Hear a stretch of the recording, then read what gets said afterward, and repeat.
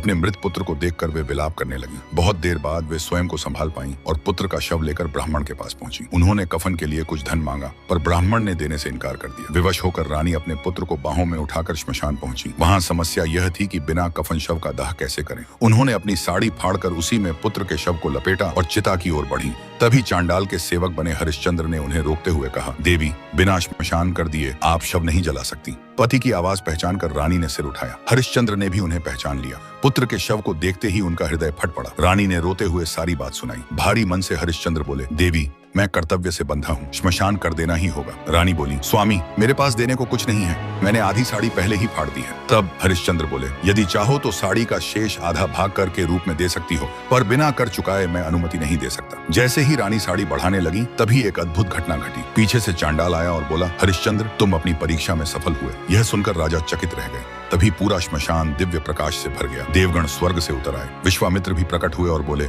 महाराज, देवताओं ने आपकी सत्यनिष्ठा की परीक्षा ली थी, जिसमें आप सफल हुए। राजा ने अपनी पत्नी और पुत्र की ओर देखा। वे दोनों राजसी वेश में मुस्कुराते हुए खड़े थे। चांडाल के स्थान पर धर्मराज प्रकट हुए। विश्वामित्र ने हरिश्चंद्र को दास्ता से मुक्त कर दिया और उनका राज्य लौटा दिया। इसके बाद राजा हरिश्चंद्र अपनी पत्नी और पुत्र सहित अयोध्या लौट आए। दोस्तों, अगर राजा हरिश्चंद्र की यह सत्य और बलिदान की कहानी आपके दिल को छू गई हो तो इसे लाइक करें, अपने विचार कमेंट में लिखें और इस कहानी को ज्यादा से ज्यादा शेयर करें ताकि सत्य का संदेश हर किसी तक पहुंच सके।